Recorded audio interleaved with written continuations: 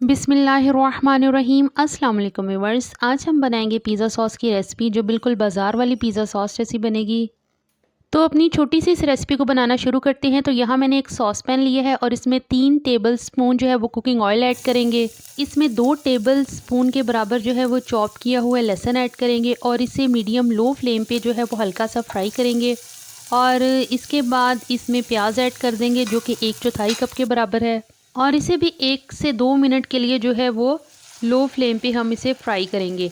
अब इसमें tomato paste add करेंगे। टमाटो पेस्ट यहाँ मैंने 1 कप लिया है और अब इसमें 2 टेबलस्पून चिली सॉस ऐड कर देंगे। अब इसमें 1/4 टीस्पून के बराबर जो है वो ओरिगेनो शामिल कर दें।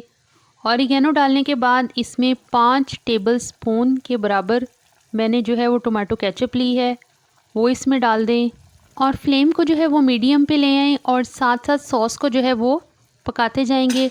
अब इसमें ऐड करेंगे नमक यहाँ मैंने 1 टीस्पून लिया है और इसमें चीनी ऐड करेंगे। 2 टेबलस्पून के बराबर इसमें चीनी ऐड कर दें और चीनी ऐड करने के बाद तकरीबन इसे सॉस को 2 से 3 मिनट जो है वो मुसलसल चम्मच चलाते हुए जो है वो पका लें। तो ये 2-3 मिनट बाद गाढ़ा होना शुरू हो जाएगा। तो फाइनल लुक आप इसकी देख लें, कंसिस्टेंसी इसकी चेक कर लें, इतना ये गाढ़ा होना चाहिए।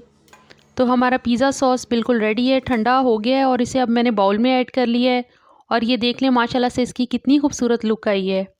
तो आप इसे 1 से 2 माह जो है वो बासानी जो है वो प्रिज़र्व कर सकते हैं और इसे एक एयर टाइट जार में जो है वो बंद करके रखिएगा फ्रिज में। तो ये ख़राब नहीं होगा और हस्बे ज़रूरत आप इसे इस्तेमाल करें अपनी पसंद के मुताबिक।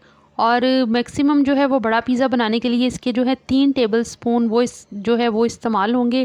तो रेसिपी पसंद आए तो प्लीज़ लाइक कीजिए, शेयर कीजिए, चैनल को सब्सक्राइब करना ना भूलिएगा। मिलते हैं अगली रेसिपी में, अगली वीडियो में। अल्लाह हाफ़िज़।